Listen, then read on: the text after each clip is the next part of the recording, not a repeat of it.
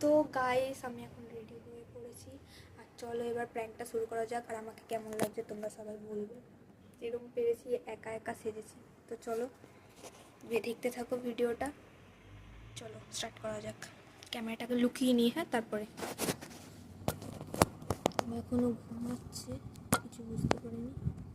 আর লাইটটা অফ করছি না গাইস, নাহলে কিছু দেখা যাবে না, লাইটটা জ্বালানোই থাকছে।